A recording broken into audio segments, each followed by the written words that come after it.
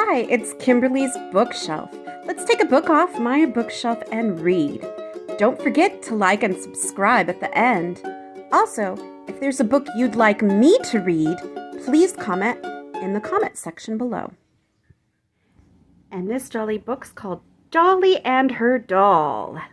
And again, no illustrator or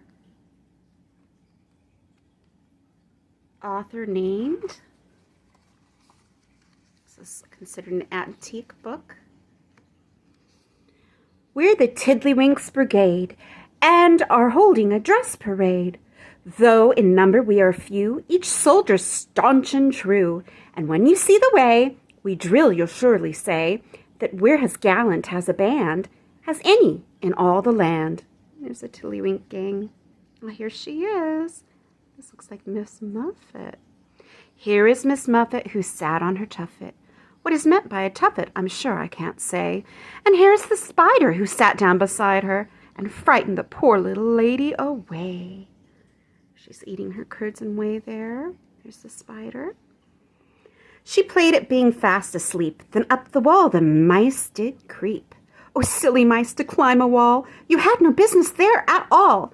But Pussy knew her business well. And now the tale's too sad to tell. The mice were wrong, the cat was right, and supped most royally that night. Got tasty mice. The frolicsome kittens. One night in the fall they had a great ball. Its style would have made you stare. They were dressed in their best, and they scented never took rest till they scented the morning air. They were quite tired out, but they'd had, without doubt, a good time, so what did they care? Look at those kittens.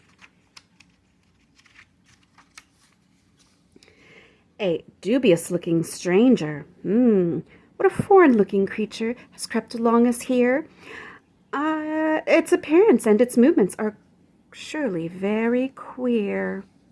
Do you think that it is dangerous? It certainly looks scary. Until we know it better, I believe we'd best be wary. I hope we don't lack courage, but there is no denying that facing such an object to the nerves is very trying. Oh, what's this? Who is the stranger? The kitten's looking at a turtle? I think the turtle's the stranger. A model family of kittens. Look at that. We're a family of kittens who would have you understand that we claim to be the equals of any in the land. This big basket is the pleasant home in which we all reside, along with our dear mamma, who takes in us great pride. You do not see her here, for she's left us for a minute. There's a little hole nearby, and a little mouse ran in it. So she is watching sharply in hopes he'll soon come out. Then she will pounce upon him, for he knows what he's about. We kits do have the jolliest fun from morn till night each day, for we have nothing on our minds as yet but games of play. And that we're clever at them, you can see quite plain enough by looking at this picture where we're playing blindman's buff. Our mamma says this happy state cannot exist forever, and that to learn more useful things must soon be our endeavor. For there's a mass of knowledge which kiddies must acquire, if they'd be clever, and to that, of course, we all aspire. Playing in the fields. It's far the pleasantest kind of play to run in the fields on a sweet spring day, to pluck the flowers at the water's edge, to make a picnic under a hedge, to lie in the grass and roll about, to call to each other with merry shout. We always feel so happy and good. We'd live in the meadows if we could. Blindman's buff. We are all of us fond of blindman's buff, and very often play, but perhaps you'll think we do it in a rather peculiar way. Dandy, our dog, imagines, you know, he can play it as well as we, so we let him be in the game that is we pretend, you see. Of course he can't be blindmaned, though he's caught the very first one, but we make no remarks about it, for we don't like to spoil his fun. Aw. The sun won't shine and the weather is wet, but Dickie and Dolly, you see, don't fret. The rain may pour, but they don't care, so long as they've got an umbrella to share. These are artistic kitties. Our master is an artist, and clever people say. We kiddies thought him clever until the other day. When we were in the studio and master was away, we thought that painting pictures meant cleverness is true, until we tried to paint one, and then we painted two, both of them much more lovely than any he can do. There's one upon the canvas, all splodgy and complete, and one upon the palette, and that is still more sweet. We clever kiddies did them. We did them with our feet. Aww, they think they're painting with their paws. Here we go. Releasing a prisoner. Fly away, Dickie, home to your nest, to the woods and the fields that you love best. For I've been thinking how sorry I'd be if I couldn't come home to my dear mammy. But sometimes, Dickie, you'll fly back, dear, and sing me the songs I love to hear. And if ever you're hungry, dear little pet, there's plenty of crumbs here, so don't forget. The lesson of the bee. How doth the little busy bee improve each shining hour, and gather honey all the day from every opening flower? How skillfully she builds her cell, how neat she spreads the wax, and labors hard to store it well with the sweet food she makes. In books or work or healthful play, let my first years be past, that I may give for every day some good account at last. Folks can't always be on the go. The liveliest will get tired, and then a little nap, you know, is just the thing required.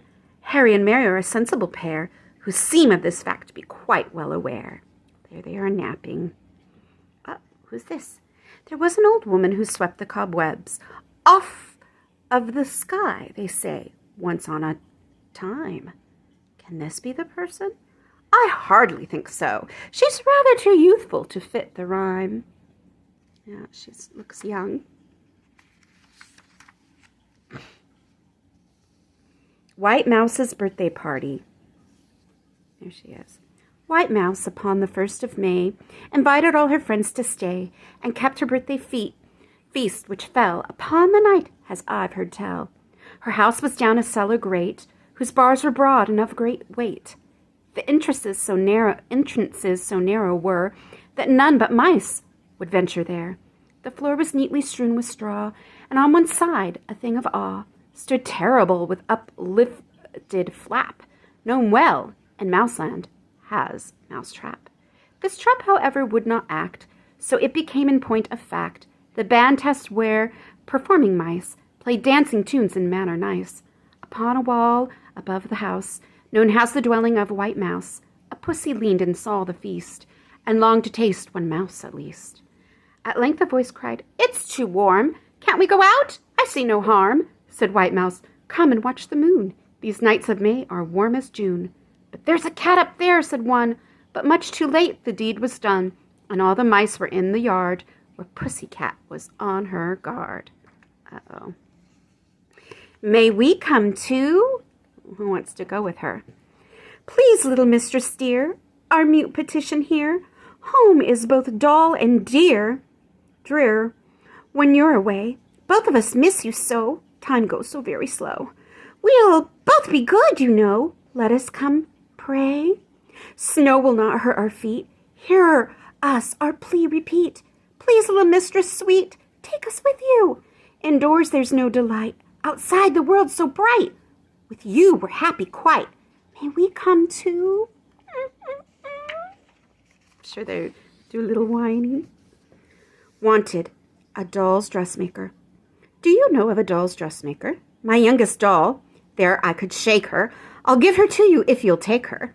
She hasn't a dress that will fit her, except an old one that I knit her. Her appearance makes everyone titter. The fact is that nothing will last her. She wears them out faster and faster. She's always in some new disaster. I'm sure I don't know what to get her.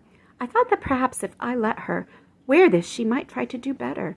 I'll make her a blue silk, I've told her, for really I don't like to scold her. She'll learn better ways when she's older." Here's the kitties. Reckless sport. "Hi, hi, hi! Get out of the way," they scream. "We don't care what we do. We're playing runaway team. If you love your bones, be spry and take yourself off the track. For if we happen to hit you, you'll get a terrible whack." Here's the last one. The Pitiful Story of Annabelle Jane.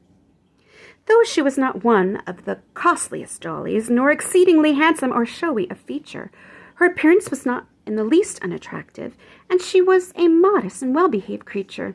She was tenderly loved by her dear little mistress, and could not complain of not having her share of the good things of life, such as fun and amusement, and gowns that were pretty and stylish to wear. But misfortune may come to the fellows who are best off, and misfortune did come to poor Annabelle Jane. The story, indeed, is so tragic and dreadful, it can't be related or heard without pain.